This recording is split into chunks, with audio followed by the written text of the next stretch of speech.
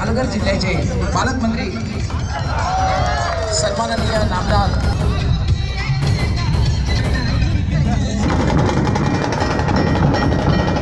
डाव्यापासून यायचं मान्यवरांना घेऊन भारतीय जनता पार्टी भिवंडी तालुका आणि कपिल पटेल फाउंडेशन यांच्या संयुक्त विद्यमाने आयोजित करण्यात आलेल्या या स्पर्धेच्या उद्घाटनासाठी आमच्या सगळ्यांचे आधारस्तंभ राज्याचे वनमंत्री पालघरचे पालकमंत्री श्री गणेश नाईक साहेब यांच्या हस्ते या स्पर्धेचं उद्घाटन झालेलं आहे। यापूर्वी ते अनेकदा या स्पर्धांसाठी आलेले आहेत। राज्याचे सन्माननीय मुख्यमंत्रीही देवेंद्रजी फडणवीस साहेब हे या स्पर्धेसाठी नेहमीच हजेरी लावतात, यावर्षीही लावणार आहेत। खऱ्या अर्थाने 2002 साली सुरू झालेली ही स्पर्धा म्हणजे जशी जशी राजकारणात माझी प्रगती होत गेली तशी तशी या स्पर्धेची प्रगती होत गेली आणि जिल्हा परिषद सदस्यापासून सुरू झालेली ही स्पर्धा आज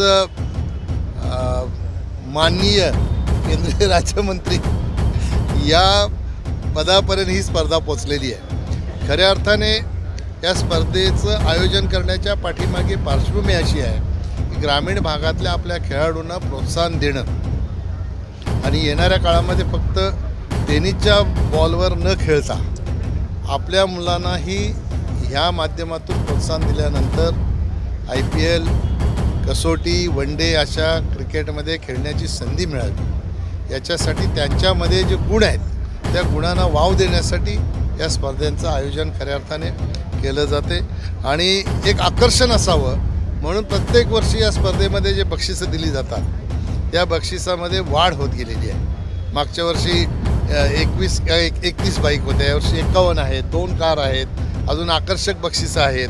देशामध्ये पहिल्यांदाच अशा प्रकारच्या बक्षिसांची रेलचेल ही या स्पर्धेच्या माध्यमातून आपल्याला बघायला मिळते। मी आपल्या माध्यमातून सगळ्या खेळाडूंना या स्पर्धेच्या निमित्ताने शुभेच्छा देतो। खऱ्या अर्थाने सगळ्या देशाच्या कानाकोपऱ्यातनं खेळाडू या ठिकाणी येऊन खेळ खेळणार आहेत आणि एक प्रकारे प्रेक्षकांना सुद्धा ह्या क्रिकेटच्या स्पर्धा बघणं म्हणजे एक पर्वणी आहे आणि निश्चितपणाने इथला क्रीडा समीक्षक किंवा प्रेक्षक हा रसिक आहे आणि भिवंडी तालुक्यामध्ये क्रिकेटवर प्रेम करणारे लोक खूप आहेत आणि त्यांच्यासाठी खऱ्या अर्थाने ही पर्वणी आहे। निश्चितपणाने याच्यातून प्रेरणा घेऊन अजून चांगले खेळाडू तयार होतील असा मला विश्वास आहे। सर, बदलापूरची एक सोसायटी आहे, त्या ठिकाणी स्थानिक खासदार जे आहेत बाळासाहेब ठाकरे त्यांनी अनधिकृत ठरवली, खूप गोंधळ त्या ठिकाणी झाला होता। प्रकरण तुमच्या सुद्धा कानावरती आलंय, अनेक नागरिकांची तक्रारी आहे। मी त्या सोसायटीला भेट देणार आहे। खरं तर डोक्यावर हात मारण्याच्यासारखी परिस्थिती आहे। म्हणजे लोकांनी कसा लोकप्रतिनिधी निवडून दिला आहे, मला कोणाचं नाव घ्यायचं नाही आणि कोणाच्या आकलेचे तारेही तोडायचे नाही। त्या बिल्डिंगला ओसी आहे, ती बिल्डिंग अनधिकृत आणि धोकादायक ती कशी काय ठरवू शकतो, एक लोकप्रतिनिधी कशी ठरवू शकतो हे मला काही कळत नाही। आणि जिल्हाधिकाऱ्यांना पत्र दिलं, मी आजही लोकमतला बातमी आलेली आहे की जनतेमध्ये संभ्रम निर्माण झालेला आहे। आपलं काम काय आहे, एखादी इमारत जर धोकादायक बिल्डरच्या हितासाठी ठरवली जात असेल तर लोकप्रतिनिधी म्हणून आपण जनतेच्या पाठीशी उभं राहिलं पाहिजे आणि सुस्थितीत असलेली इमारत धोकादायक ही कोणासाठी ठरवायची होती हेच काही कोणाला कळत नाही आणि म्हणून राजकारण करताना विकासाकडे केंद्रबिंदू ठेवून जर राजकारण केलं तर अशा गोष्टींकडे लक्ष द्यायला वेळ मिळत नाही।